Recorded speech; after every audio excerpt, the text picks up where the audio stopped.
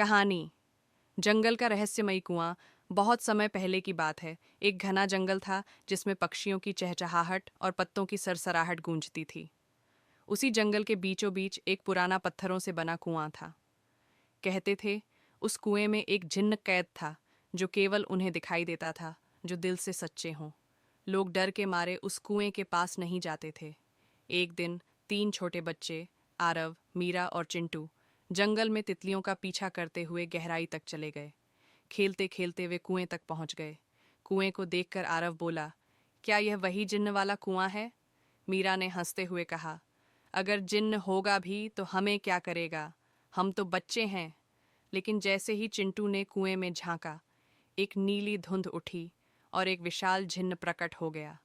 उसकी आंखों में चमक थी और आवाज गूंजती हुई, तुमने मुझे जगा दिया।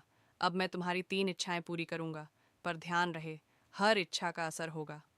बच्चे चौंक गए, लेकिन उत्साह भी जाग गया। पहली इच्छा मीरा की। मीरा ने कहा, मैं चाहती हूँ कि हमें कभी भूख न लगे। जिन्न ने मुस्कुराकर उंगली घुमाई और कहा, तुम अब भूख महसूस नहीं करोगे। पर जल्द ही उन्हें समझ आया कि अब वे किसी खाने का स्वाद नहीं ले सकते। खाना अब बस ज़रूरत बन गया, मज़ा नहीं। दूसरी इच्छा चिंटू की। चिंटू ने कहा, हमें उड़ने की शक्ति दो, जैसे चिड़ियाँ उड़ती हैं। जिन्न ने फिर उंगली घुमाई। अब वे हवा में उड़ सकते थे, लेकिन उड़ते हुए वे अपने घर का रास्ता भूल गए। तीसरी इच्छा आरव की। अब आरव ने सोचा और बोला, मैं चाहता हूँ कि हम सब कुछ पहले जैसा कर दें और सुरक्षित अपने घर पहुँच जाएं।